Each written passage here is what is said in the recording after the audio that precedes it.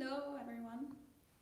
Good evening, everyone, and welcome to another episode of BNN. So today we'll have monk chat. So my companion Ayasoma is now joining us. Welcome, Aya. Happy to see you here as well.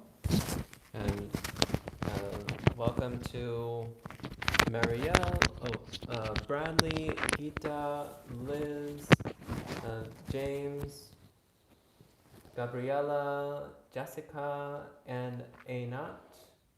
Welcome, everyone. James says this video is very high def. Well, that's great. We're trying out a new format, so we're seeing how well it goes. So we appreciate your feedback on this one. And welcome Lilia and Ethan and Sally. Hello. Is the audio even better? Yeah, how's the audio?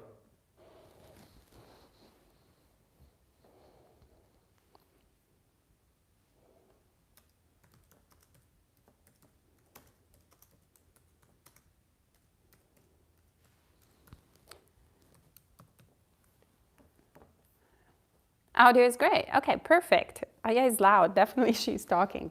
All right, maybe I'll speak like this. Okay, so everything's fine.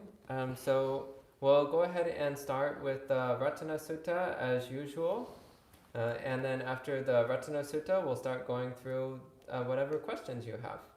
All right. Can you pass me?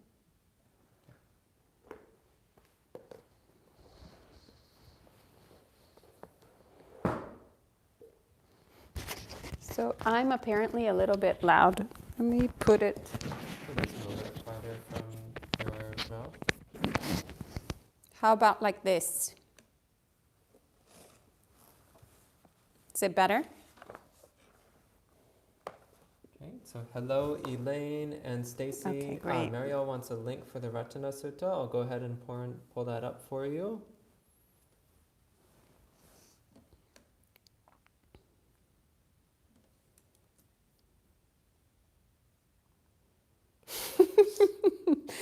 I just read. I appreciate Aya, but my ear didn't. Fair enough. Fair enough. Okay, well, we'll go ahead and start with the chanting. And then after that, we'll do monk chat. All right. So please chant with us. Namo tassa Bhagavato arahato samma sambuddhassa.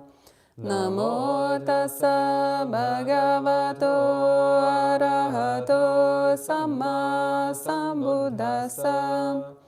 Namo tassa bhagavato arahato samma sambuddhassa. Yani bhutani Samagatani bummani vayani vantalike. Sabeva bhuta sumana bhavantu atopi sakacha sunantu bhasitam. Tasmahi bhutani sameta sabe metam karotamanusya pajaya. Divacharato chaharanti ye balim tasmahi nerakata pamata.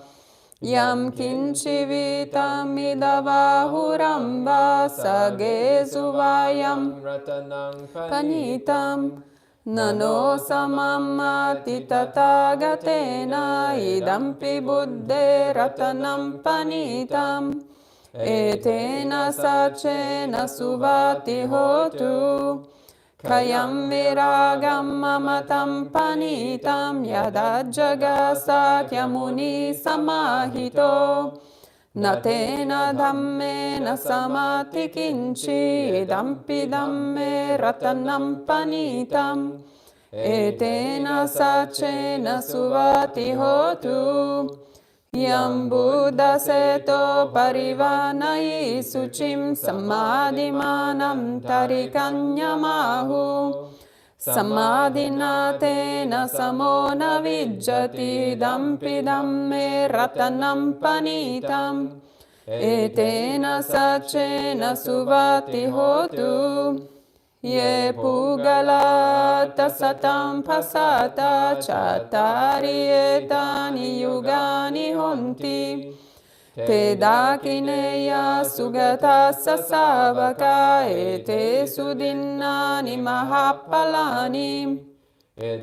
Sanghe ratanam panitam etena sachena suvati hotu.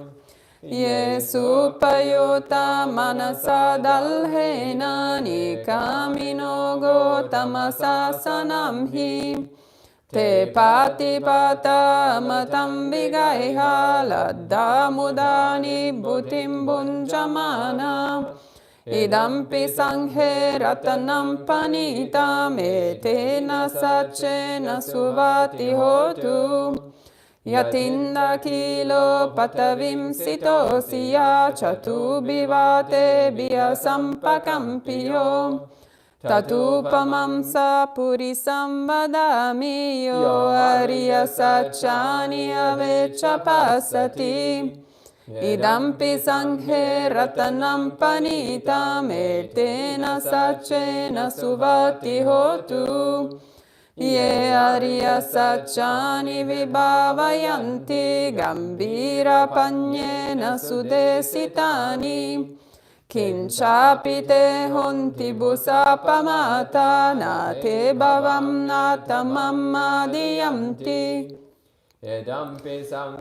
Ratanam panitam etena sachena suvati hotu. Sahava sadasana sampadaya taya sudhamma jahita bhavanti. Sakaya diti vichiki chitancha silabhatam vapiyadati kinchi. Chatuhapaye hichavipamuto chachabitanani ababbokatum. Idampi sanghe ratanam panitam etena sachena suvati hotu. Kinchapi sokamam karoti papakam kayena vacha udacheta sava. Ababbo sota sapatichadaya ababbata ditapada savuta. Idampi sanghe ratanam panitam etena sachena suvati hotu. Yata pusita ge gimhanamase patamasmim gimhe. Tatupamam dhammavaram adesayi nibbanagamim paramam hitaya. Idampi buddhe ratanam panitam etena sachena suvati hotu. Varo varanyu varado varaharo anutaro dhammavaram nadesayi. Idampi buddhe ratanam panitam etena sachena suvati hotu. Kinam puranam navam nati sambhavam virata chitta ayatike bhavasmim. Te kina bija virulhi chanda nibbanti dirayatayam padipo. Idampi sanghe ratanam panitam etena sachena suvati hotu. Bhutani samagatani bummani vayani vantalike. Tatagatam devamanusapujitam buddham namassama suvati hotu. Yanida bhutani samagatani bummani vayani vantalike. Tatagatam devamanusapujitam dhammam namassama suvati hotu. Yanida bhutani samagatani bummani vayani vantalike. Tatagatam devamanusapujitam sangham namassama suvati hotu. Etena sacha vajjena dukavupasamentumate. Etena sacha vajjena bhayavupasamentute. etena sacha vajjena rogavupasamentu te. Okay, lovely, lovely. Thank you all for participating. And at this time, as mentioned, we'll have monk chat. So for monk chat, you are welcome to ask whatever you like, especially things related to Buddhism, of course. If it's not related to Buddhism, we might skip the question. And initially, each person can ask a maximum of 2 questions until we've gone through all the questions. Then if there's still time, we can go back and take additional questions. So please go ahead and type in whatever questions you like. I see some questions already coming in. First, hello to some more friends checking in. No, actually it looks like we already welcomed everyone. So welcome everyone. And first question, Sally asks, could Bhante please explain what is Chakka Anusati and how to practice when yesterday morning mentioned was Sila Anusati regarding recollect goodness of self, etc. So that's Chaga Anusati. That's C long A G A, Chaga, which means generosity, but it also has the meaning of relinquishment or letting go. But it's usually used to mean generosity. So the Buddha said we should practice Sila Nusati, which is recollection of our virtue, our morality, and also Chaga Nusati, which is recollection of our goodness. So once again, Chaga Nusati. Okay? And would you like to take the next one? And James is asking, I'm going to try my best because we actually did a lot of physical work and I'm a little bit sleepy right now. So well, that's great because this question is about death and you might feel a bit like death. When doing recollection of death, what are some useful contemplations to induce the awareness of death for letting go fully? Useful contemplations to induce the awareness of death. Besides contemplation of death?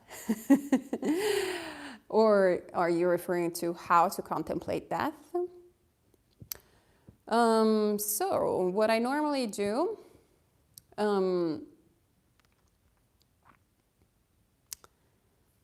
so during this pandemic, actually, it was very easy to contemplate death, because death is actually still something that is very present.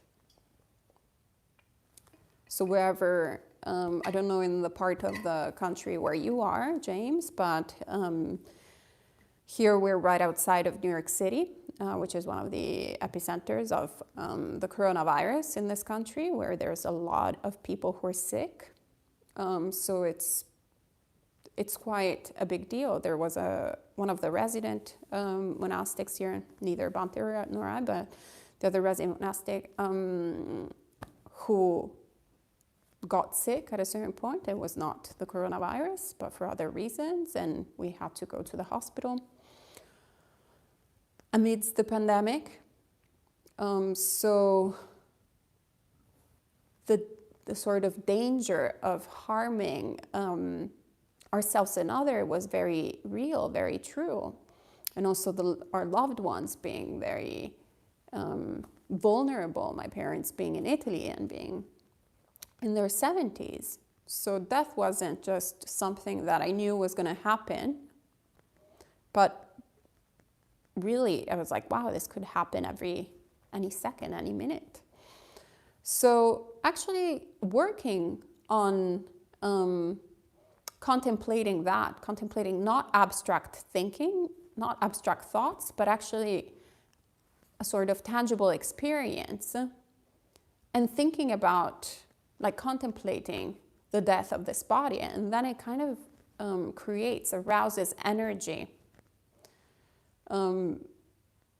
See, for example, I was a little bit drowsy and sleepy, so now I'm all alert because I'm actually talking about there is this sort of a sense of urgency that arises because we don't have much time.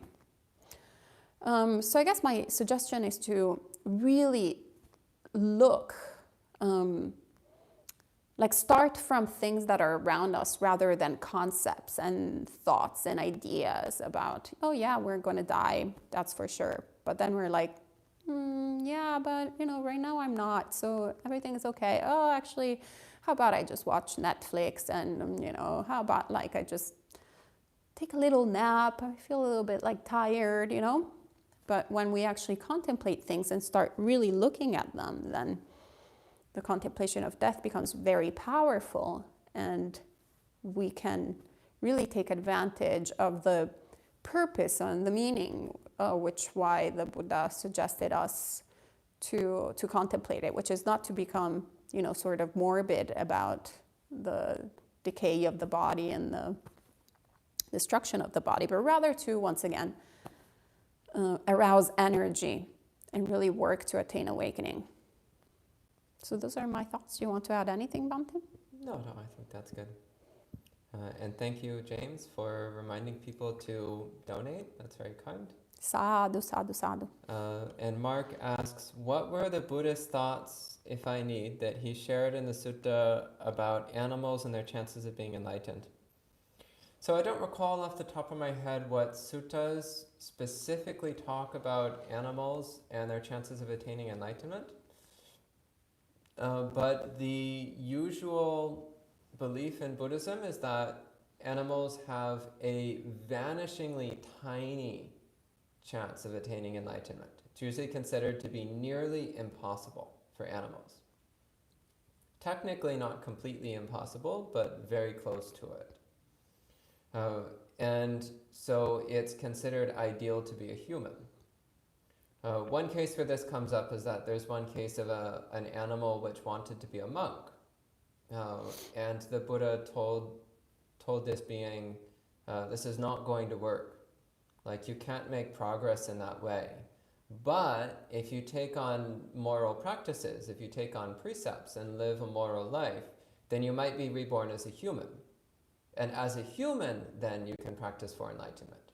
So that's one case that we see in the Pali Canon, where the Buddha seems to be implying that an animal needs to be reborn as a human if it wants to have a good chance at attaining awakening.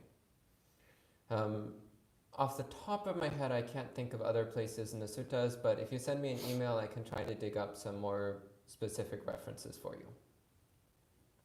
All right, and Gabriela is asking, how do you straighten out or remove self-righteousness? What is self-righteousness again? Thinking that one is always right? No. Yeah, or thinking righteous indignation, or thinking that one is superior to others because one is more holy or more good than others, or thinking that, it's the conceit of superiority based on one's own sense of rightness. All right, thank you. Sometimes I need the translator. Thanks, Bante. And, first of all, to think about these, actually, just like in the sutta that we studied with Bante, was it yesterday, I believe so? Yes. The non-conflict? Yeah, I think so. So in terms of qualities of mind that are wholesome or unwholesome, rather than about people or categories of people.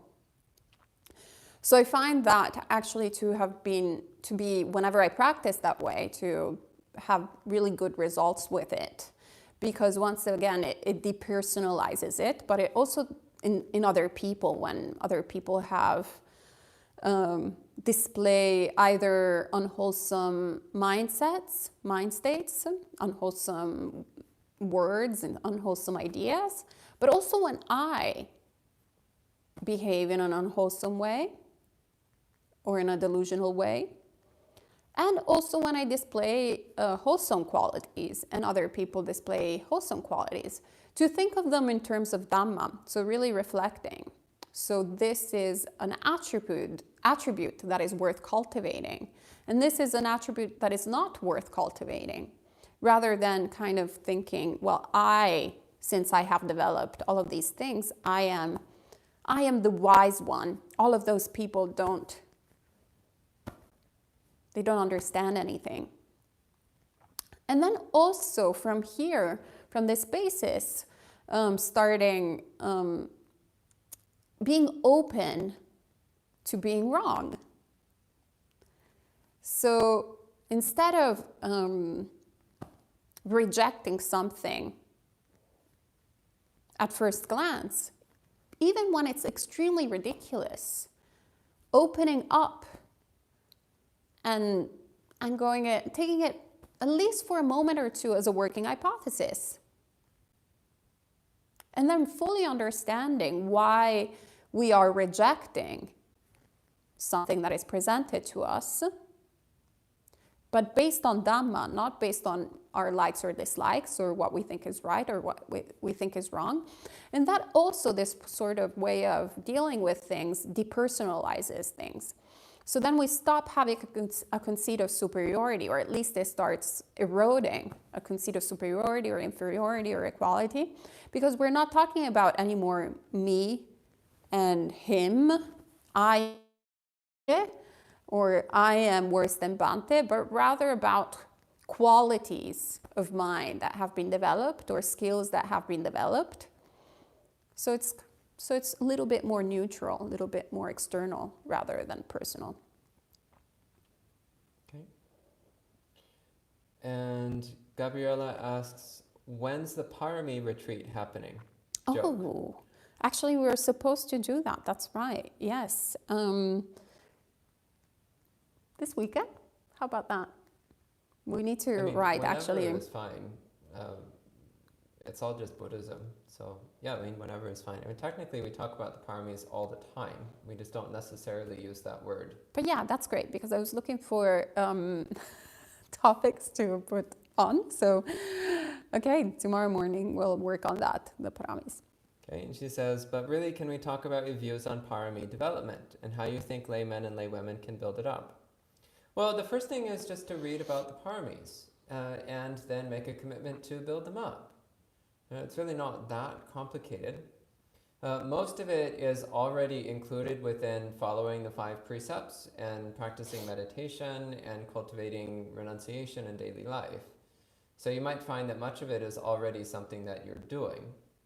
But one practice that people sometimes do is they make a little schedule for themselves where each day they focus on one parami. So in the Theravada system, there's 10. So over the course of 10 days, you do 1 per day. So maybe today I'm focusing on truthfulness. Tomorrow I'm focusing on generosity. The day after I'm focusing on renunciation. So you go through all 10 of them and then you start over at the beginning. So each day you're reminding yourself, okay, this is renunciation day, so I really need to make sure that I live out the principles of renunciation in everything that I do today. So in this way, over time, you'll get more familiarity with each one of them. And you also start to get a sense as to which ones are more challenging for you, which ones are easier for you, which ones you really need to work on hard, and which ones come more naturally to you, and so on. And you can also make an effort to focus on building up your intellectual understanding of each of the paramis. Though from your past questions, I suspect you already have lots of intellectual information about Buddhism. So maybe that's not so critical for you to develop. But really working on the lived experience of it. Constantly reminding yourself throughout the day of that day's parami, and really trying to intensify it as much as possible, magnify it as much as possible throughout that day. So in this way, over the course of a few months, you'll get a lot of proficiency with the paramis. Okay? All right. So are we doing 1 and 1? Sure, why not? Also, the next one is for you anyway. Is it? Yeah. Sally says, this is a follow-up of yesterday's gender question. Since yesterday it's been late. So for example, the 3rd precept, Skame Sumichachara, usually in Sutta, just mentioned how male breaks this precept. How did female practitioners observe these precepts in ancient times? Nowadays, gender equality means vice versa. Female are the same, right? Like right now, not watching soap news, but BII, Buddhist Insights. Great. Is it true that in the suttas it's just mentioned how males break this precept? I would have to look at what it says. Yeah, I'd have to look at the exact phrasing of it. We can look at it again sometime. So on the top of your head, do you think that it's only... I haven't reflected enough on this, to be quite frank. She might be right. She might be right that it's emphasizing men doing improper things to women, probably because historically that's been 99% of the improper things that have happened. That's true.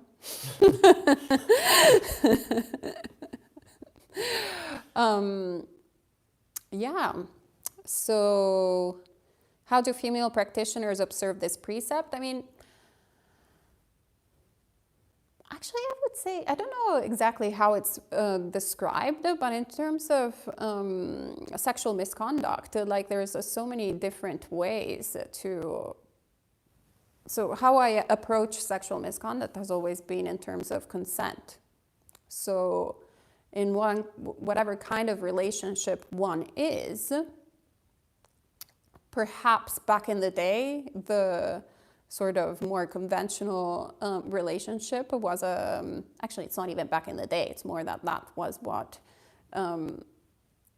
is present in the suttas, but since the history of time, there have been all types of kind of relationships. And actually, ancient societies, in certain respects, were a lot more open in terms of polyamory, in terms of different gender, sex with different genders, etc., than our modern society. Don't you think? I mean, definitely the Greeks and the Romans and my part of the world were a lot more progressive than Italy these days. Italy these days is very kind of bigoted and little conservative, if that is the correct word, in terms of the vision of family and relationships. So yeah, the same way, I don't think that there was much of a difference. Perhaps it's true that in the suttas it's described more on the male perspective of how to, on what not to do. But that's also probably because the people who, carried the tradition through were of the male gender, as we were talking about yesterday. But fundamentally, it's not, for example, that cheating is something that has been exclusively the domain of males. It's across, I would say it's a universal flaw. So that's, the biggest, the most, kind of obvious way of breaking this precept. But once again, the Buddha also never really specified the types of relationships we're supposed to have and with the numbers of people that we're supposed to have. So I would say there's not much difference, which is why probably I never reflected much on it. It just seemed very obvious to me. I was like, okay, just focusing on consent. And Bhante is writing, look up Pali text on third precept as a note. Yes, just a reminder to myself. So we'll look it up and get back to you. Yeah. Honestly, it's not something I've ever thought about. To me, it always just seemed natural that, of course, it applies equally to both men and women. Like it just never occurred to me to be anything else. Yeah. So next question, James asks, I do the Brahma Viharas all day long. Is it all right for me to apply the perception of impermanence to them when not sitting? Because usually I only do that when I sit. Yeah, absolutely. You can do the perception of impermanence whenever you like. So earlier today, we were out moving this huge pile of dirt in the backyard. So I was doing the perception of impermanence. And it was really interesting. So like watching the hoe pulling the earth and recognizing everything is constantly changing. The position of the body is changing, the dirt pile is changing, the perspective is changing, the perception is changing, the state of mind is changing. Everything is constantly changing. So you can always apply the perception of impermanence. Of course, during sitting meditation, it's easier to have strong samadhi, which means that your insight practices will also tend to be stronger. But of course, it's quite fine to do all of these practices during everyday life. In fact, I encourage you to. Okay. Hello, Liz. So Liz is asking, Big Bang singularity and quantum entanglement suggest we are from one source and are all connected. Did Buddha ever speak of the origin of being and more specifically the purpose? What do you mean by the origin of being? And what do you mean by the purpose? So from your question, it seems like you are implying that there is an origin and that there is a purpose. So that makes answering. So the proper answer would be the question is not valid. Because it assumes that there is something that starts and there is something that there's a purpose to it. But I will say that my understanding so far from the suttas is that the Buddha talks about beginningless time. And he also talks about things that actually sound pretty much like the Big Bang. It's just that he doesn't say YOLO Big Bang. He says Big Bang happens over and over again. So there's the cessation, there's basically apocalypses and Big Bangs, like kind of arising and ceasing of world systems. This is my understanding. And the purpose, of all of this, as Brother Fapai, one of my favorite monastics, he's a monk ordained in the Thich Nhat Hanh tradition, once said, he was like, oh, that's a really good question. What is the meaning of life? But a more interesting and better question is, how do I make every moment of my life meaningful with purpose? That is a much more interesting question. And that is the question that we should ask ourselves in Buddhist practice. Otherwise, we keep on asking ourselves, who am I? Where did I come? Who was I in the past? What will I be in the future? Who am I now? And that is what the Buddha calls unproductive thinking that produces only suffering. So what we should be thinking, what we should be pointing the mind towards, is always the Four Noble Truths. This is suffering. This is the cause of suffering. This is the end of suffering. And this is the way out of suffering. Whenever we catch ourselves getting into these, trying to figure out this whole mess, we're just getting more and more entangled in the mess. So let's keep it real. Let's talk about what is currently present and follow the path. All right? Okay, lovely. And I got the approval, the Bante approval. AP says, as a lay practitioner, I want to achieve all 8 jhanas. I think I'm at 3rd jhana now, as I have a clear peripheral awareness and my meditation object is in background. How many hours a day is adequate? So first off, I would encourage you to question why you want to achieve the formless attainments.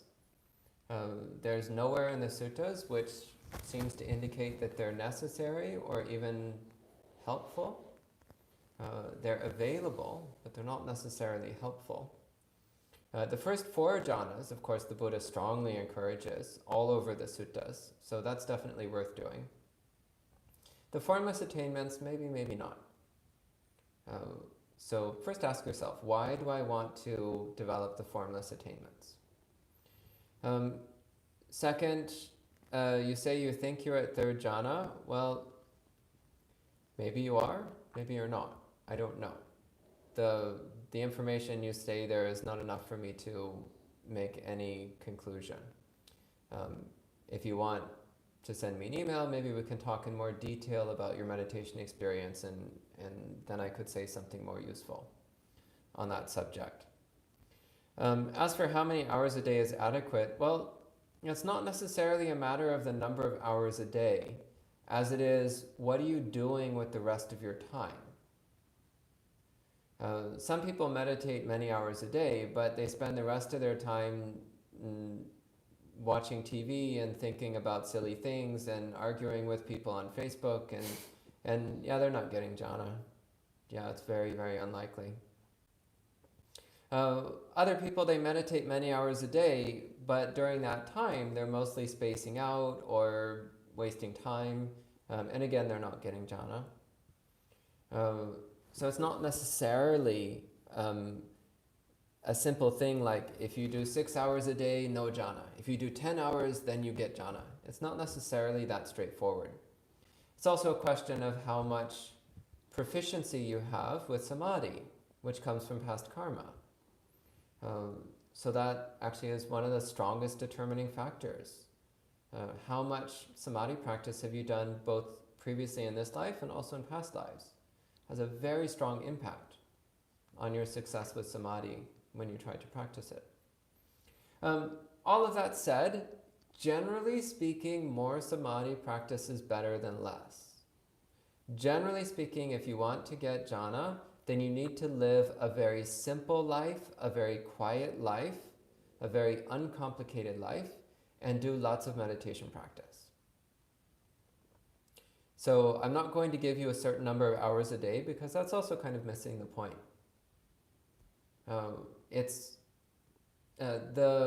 What you do when you're not meditating is just as important as what you do when you are meditating. Okay? And Marielle says, so we might as well give ourselves a purpose deemed with the conditions and abilities we have acquired in this life. Wholesome purpose, I would add. Could we have a talk on the Buddha's version of the Big Bang sometime? Would you like to talk about it on Saturday evening, Bhante? Sure, yeah, we could do that. Okay, Saturday evening this will happen, and then starting Sunday we'll do one Brahma Vihara a day. One Paramya day.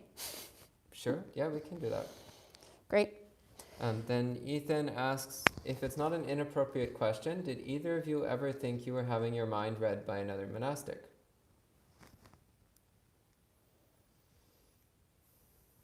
Did I ever think I was having my mind read by another monastic? Actually, no. No, that's not true. Once. Yeah, once. That was it. Years and years ago. Yeah, once. But yeah, I once asked my preceptor about this issue of monastics reading minds. And he said that yes, there are quite a number of senior monastics who can read minds, but they usually don't, because most people's minds are pretty disgusting and they really don't want to look at it. So he said, you really don't need to worry about it, because odds are, even if they can read your mind, they're not.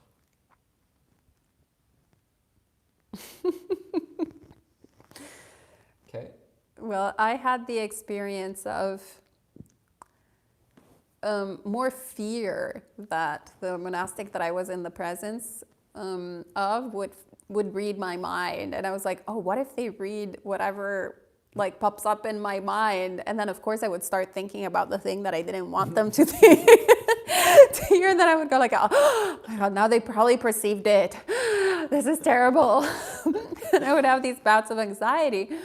But what was very interesting about that experience was that it was a really good lesson of cultivating Silom.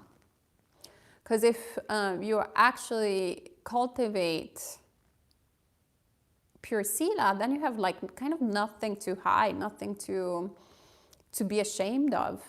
You have a pure mind, a pure heart. So that's what more I brought to it. And I was like, oh, I want to cultivate a mind that is perfectly readable by everyone without me having to to hide, to be ashamed of it. So that aspiration was very good to cultivate. Okay, then Victor asks a very controversial question. He says, Bante, you said last time euthanasia is as bad as killing and no excuse of kindness. How about abortion? What is the Buddhist view on aborting a fetus, and how many months do we consider life in the womb? Ooh. So the Buddha actually never talked about it. So there is no clear statement in the suttas on this subject. Nowhere in the suttas do we see a clear statement about when a fetus is a sentient being. Whether it's at conception, or it's at 3 months, or it's at 6 months, or he never makes any clear statement on the matter. But we do see in the Vinaya, there's a clear injunction that a monk is not to encourage people to get abortions. So as a monk, I cannot tell somebody else to get an abortion. It's just not... in fact, it's quite a very serious offense for me to do that. It's a really, really big deal. So I cannot tell someone to get one. I cannot encourage someone to get one. But that's all we have to go on. So I usually take the safe course of not saying anything more than what I've just said, because anything beyond that gets quite sticky and risky. Okay? Your thoughts on this?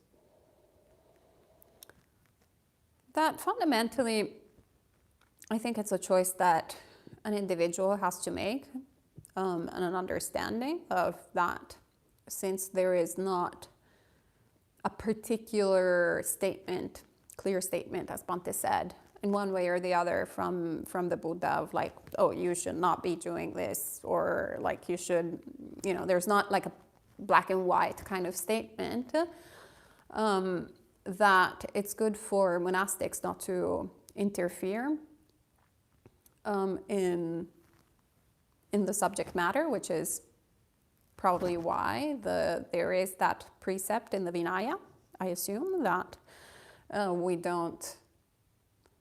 Yeah, it's not good to interfere with people's decision, with lay people's lives, and the implications that certain actions can have. And also, on the side of the individual, really investigating their situation and deciding for themselves. So yeah, say, let's not get involved in things that are not our domain. Then Bradley says, I find that I respect and admire certain monastics, but a few now have disrobed for various reasons. This saddens me sometimes, and I must admit it weakens my faith just a tiny bit. Is there a way to work with this? Is attachment the issue? Well, the first thing that I would say is to keep in mind that people become monastics for a lot of different reasons, and monastics disrobe for a lot of different reasons. Also, that monastic life is very challenging in many ways. And many people, after a few years of monastic life, they decide that it's not what they want to be doing anymore. And again, this can happen for a lot of different reasons. And it's not always so clear-cut. And actually, I've known a lot of monastics over the years who have disrobed, and there's only one case I know of where someone disrobed because they lost faith in Buddhism. There's only one case I know of that. And this was the case of a monastic who realistically probably shouldn't have become a monastic in the first place, because their motive for entering monastic life was extremely shaky. They actually weren't particularly interested in becoming a monastic, and they were pressured into it by their peers. So in that case, it's actually not terribly surprising that they eventually disrobed from a lack of faith. But that's the exception. The vast majority of monastics I know who disrobed, they did so for other reasons. Some, it was health problems. Some, it was difficulty living in community life. Some, it was, they just wanted to do layperson things again. Without going into too much detail, they wanted to do layperson things. And fair enough. If that's what they want to do, fair enough.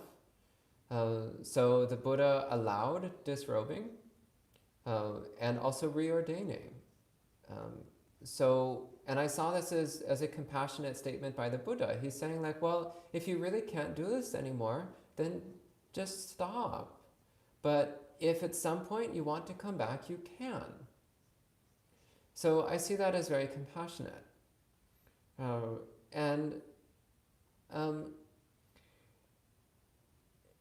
So the question is, what is going on with your faith that your faith is dependent upon certain people remaining as monastics?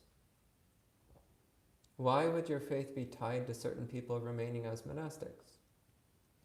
There's actually an interesting sutta in the Anguttara Nikaya where the Buddha actually directly says you should not place too much faith in any one person, because that person might disrobe, or they might commit a serious offense. They might break a major precept.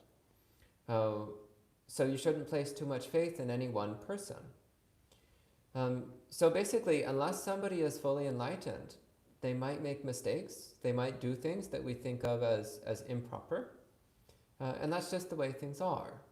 But also, as I mentioned before, often people disrobe for reasons which have nothing to do with a loss of faith.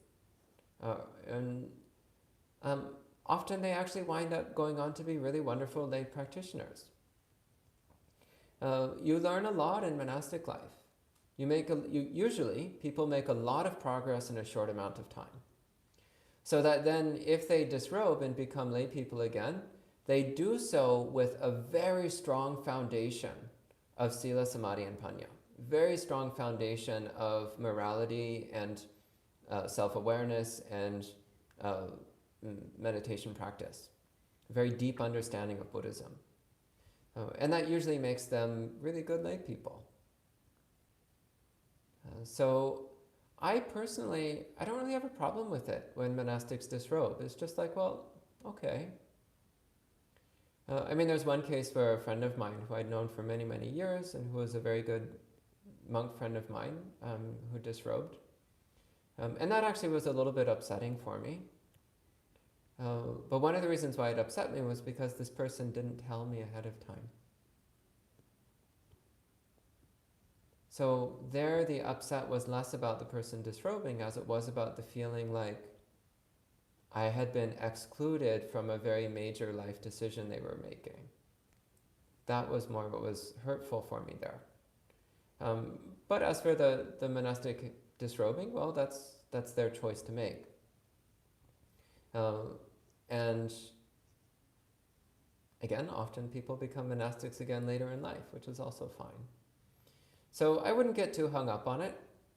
It's just part of the life cycle of monastic life. And actually about 70% of Western monastics eventually disrobe.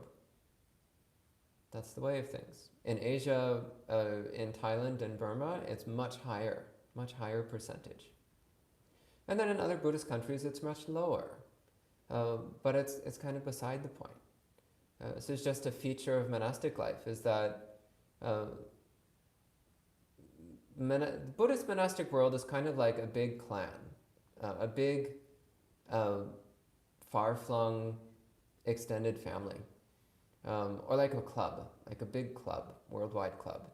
And people join and leave all the time, and that's totally okay. It's got a big open door policy. People come and go all the time, and that's okay. When you're in the club, we help you out.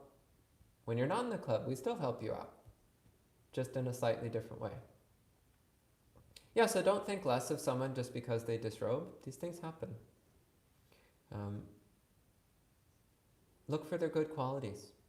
And look at your own mind. Why is this so upsetting to you? Why is it upsetting to you that some particular person disrobes? Why does that bother you? Really look at your mind, see what's going on there. Okay? Your turn. That- For whatever. If For you want this? to add to that, or if you want to take a different question, that's fine too. I'll just add to that there was this beautiful, what I found really beautiful that Ajahn Chah told Ajahn Sumedho, and Ajahn Sumedho got really disappointed about something that Ajahn Chah did, or a couple of things that Ajahn Chah had done when he was training with him. And Ajahn Chah at a certain point looked at him, and it was like, I'm paraphrasing, so it won't be as great. But he said something along the lines, you should be happy that I am not perfect. Otherwise, you would be looking for the Buddha outside of yourself, inside of yourself. So ultimately, we really need to base our faith on the Buddha, Dhamma, and Sangha. We take refuge in the Buddha, Dhamma, and Sangha. And monastics and practitioners are obviously like essential, kalyanamitas, spiritual friends, but we can't, it's very dangerous, as Bhante said, to put our faith into practitioners who are on the path towards awakening, or in lineages, or in institutions. Very, very dangerous, because that's shaky territory, very unpredictable. But when you have faith in Buddha, Dhamma, and Sangha, and then you extend your faith also to the larger sort of institutions and monastics and everyone, then it's something wholesome. Because if one of the monastics does something that shakes, not shakes, that it's not quite right, or in this case, they just disappointed your expectations, perhaps, it's okay. It's totally fine, because you have the faith of your practice, generated by your practice. It's an experiential faith that you actually know that the Buddha, Dhamma, and Sangha is a precious. It's the three jewels. You know that by practicing the teachings of the Buddha, you are transforming yourself. Otherwise I would have disrobed already with all the different things that I found in what seemed perfect on the outside. Of course, everything shakes your faith when it's something external, part of samsara. If you have faith in samsara, then of course it's shaky territory. But if you have faith in the practice that you are experientially doing, then it's something different. It's something rooted. It's something that you can always go back to. Then you see that you've got Buddha nature, and you need to develop your Buddha nature. Okay. Then Jen says, I have a half-brother who is a troubled guy. He's in and out of jail, going from house to house, and I don't really trust him. He keeps asking me for money, and I give what I can, but he started asking me for lists of things. I feel like he's just mooching his way through life, and I don't know when the line of helping and being taken advantage of gets crossed. Of course I want to help, but now he's getting out of order. I can't afford to support another adult with what I make. Any advice on this? What I can say or do to help?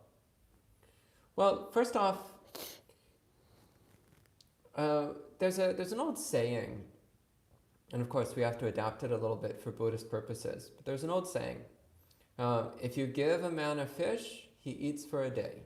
If you teach him how to fish, he will eat for the rest of his life. So similarly, the issue here might be what we call idiot compassion with metta. Or enabling. That's the more neutral term, enabling. So he's probably starting to figure out that you're a source of free money and free stuff. And if you just keep giving him free money and free stuff whenever he asks for it, then you're enabling his mooching lifestyle. That's not necessarily the compassionate thing to do. The compassionate thing to do, actually, would be to find ways to encourage him to support himself.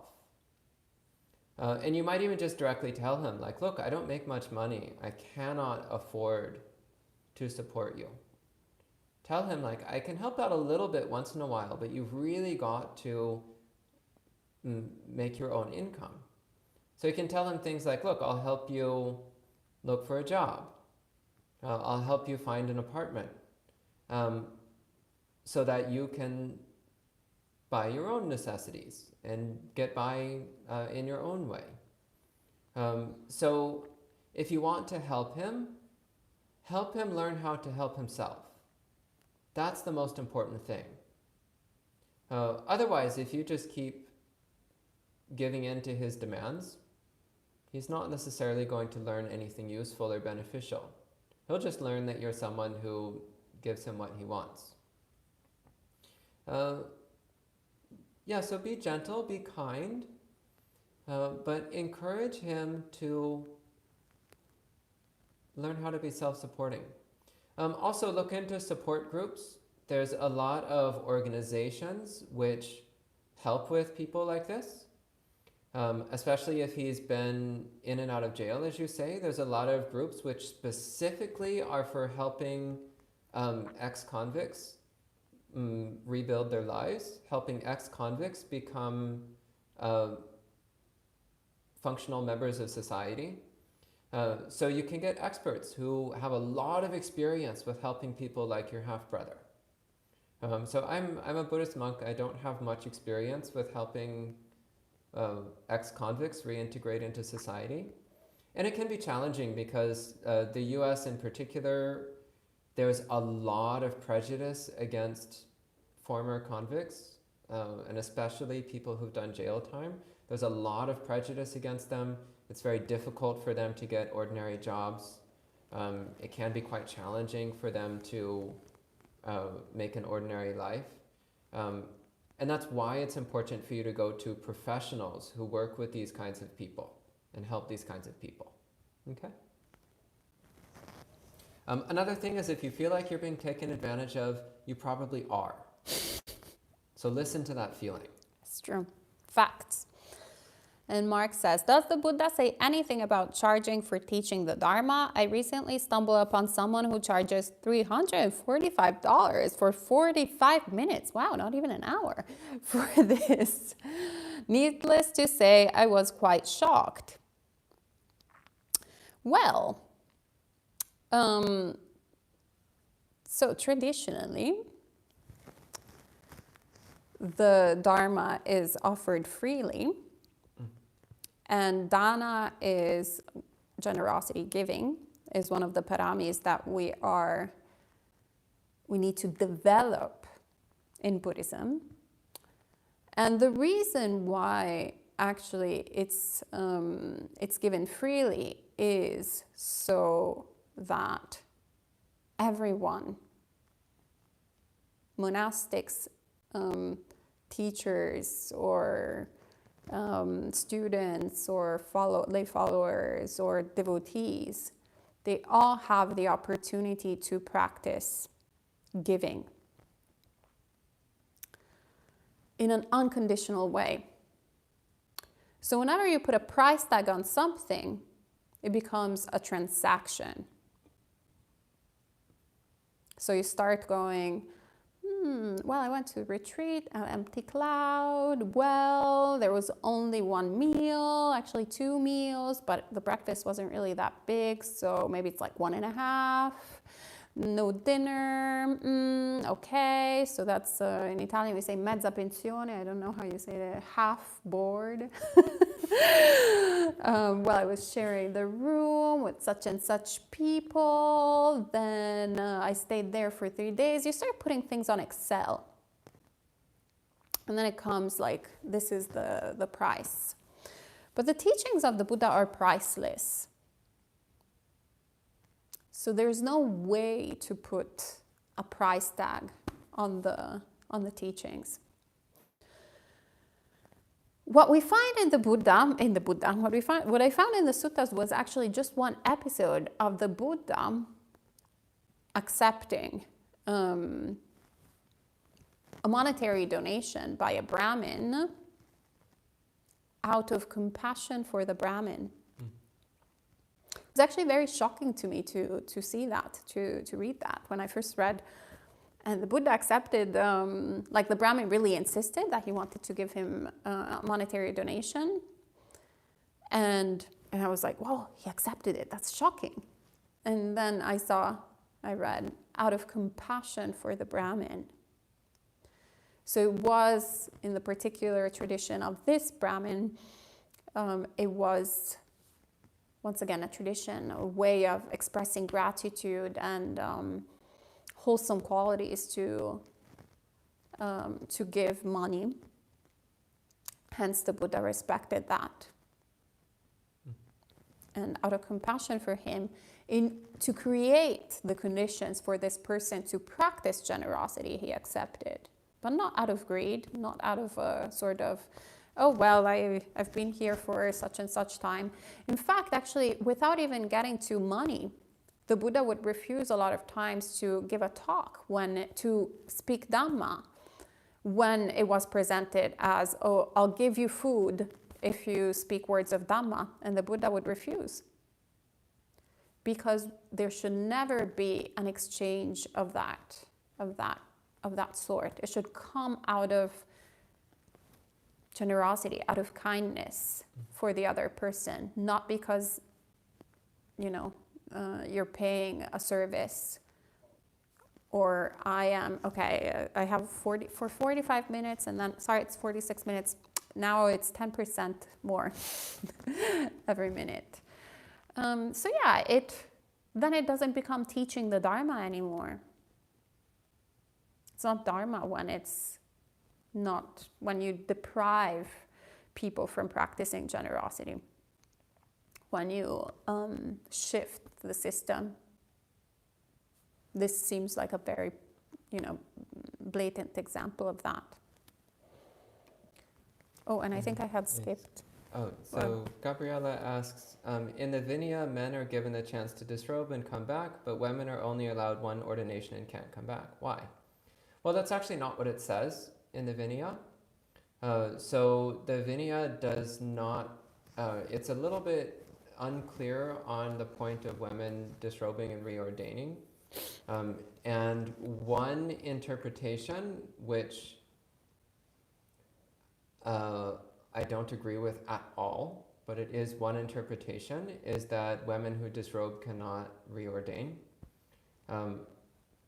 Again, I don't agree with this interpretation. I've read the relevant portion of the Vinaya, and I see why some people interpret it that way, but I do not read it in that way. I don't at all think that's what it means. And this also points to another issue which has been going on, especially in the last 100 years or so, but actually it's been going on probably for 2,500 years, which is a tendency for male monastics to read the women's rules and to interpret them in the most extremely harshly strict way possible, and then to expect women to follow them in the harshest, strictest way possible. So I think that's a little bit unfair. I think it's not terribly nice. And it's still going on these days. So these days, as the Theravada Bhikkhuni order is becoming more established, there's still this tendency for the male side of the monastic order to interpret the women's rules in excessively harsh ways and then expect them to follow it in that way, which again I think is not really helpful to anybody. But yeah, I mean, in that particular case, yeah, I don't interpret the rule in that way. I don't think it makes any sense to interpret it in that way. I think it makes a lot more sense to see the rules on disrobing and reordaining as applying to both men and women equally. But you will encounter some people who hold the viewpoint that you mention. Just keep in mind, not everybody views it that way. James says that speaks to the rarity of actual arahants then. They are in fact rare, there's no doubt. Yeah. I think they normally don't get involved in such, they mind their own business in terms of, instead of policing women, monastics, etc. Then Marielle asks, can anybody be a resident at Empty Cloud? Could I be a resident for a while after the pandemic is more controlled or over? Yes, you all can. No. What? So she asked, can anybody be a resident? Oh. And the answer is no, not just anybody. But you can. Yes, Marielle, you're great. You've been here many times. We know that you're sane, relatively sane, and that you're a committed practitioner. Relatively being the We know keyword. that you would follow the schedule and the guidelines and be a good resident. So you get pre-approval. But we do have an application process, a certain screening process. And people who come do have to make a prior agreement to follow the schedule and the guidelines. And if someone decides they don't want to follow the schedule and the guidelines, then this is not the place for them. So again, in your case, Marielle, I think you're probably fine. I don't foresee any problems. James says, what about me? Well, send in an application. Again, you're probably fine. But right now, we're not accepting residents. Due to the pandemic. Yeah. So that'll probably change at some point in the future. You should still send in an application, though. Yeah. Yeah, I mean, it's always nice to have some residents around. But yeah, just right now, we're being very careful about the pandemic situation. But yeah, in the future, of course, you can ask to come as a resident. Yeah. Yeah, there's just a little procedure to go through, nothing too scary. It's just like the regular standard procedure that is in every monastery. Yeah.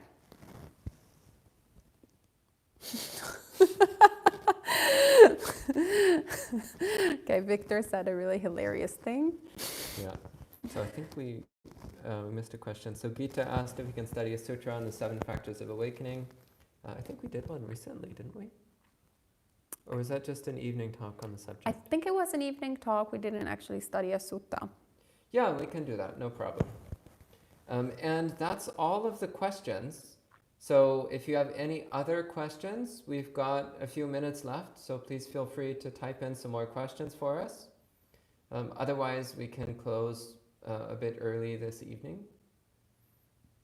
So we'll just give it a moment to see if any more things pop up. James says, rips open backlog. So I actually recommend that you guys keep a text file of extra questions on hand for exactly these kinds of occasions. 1, 2, 2.5. Let's do a countdown from 10. So 10, 9, 8, 7, 6, 5, 4, 3, 2, 1. Oh! Any suggestions on what to do with the mind while taking a walk? How do I attain Nibbana? Ooh! Well, that's an easy question. We'll start with the walking one. That's more difficult. Go ahead. No, go ahead. Go ahead. It's your turn. No, go ahead. You want to take the Nibbana question then? Okay. Sure. So, while you're taking a walk, focus on feeling your feet. Okay, that's it. Your turn. He said just kidding. Oh. Well, he technically wrote, how do I attain nib? Nib. So a nib is that little point on the tip of a pen. So I would recommend going to an office supply store. I'm sure you can find lots of nibs at an office supply store. Clever about them. All right. Well, that's all for tonight. Oh. Victor says, is selling animals for pets bad? Actually, I would say yes. Yes. Yeah, so the Buddha mentions trading in animals as being wrong livelihood. Yeah. So rescuing animals and adopting them out, that's a wholesome activity. Selling them, not so wholesome. Yeah. Okay, so Okay, great. If you have any other questions, you can save them for, I believe it's Friday night. There's another monk chat this week. And if not, we'll see you tomorrow morning for Sutta study with Bhante Sudaso. And tomorrow evening, Bhante Sudaso will also be teaching silent illumination. So for those of you who are interested, tomorrow evening is the night. And then on Saturday morning, we have Bhante Akaliko, who will be sharing Dhamma. So a very special guest from Australia. He has taught already one day. So yeah, save the date and show up. great. And thank you for all the sweet comments, and we'll see you next time. Sadhu, sadhu, sadhu. And I have to switch it up a bit.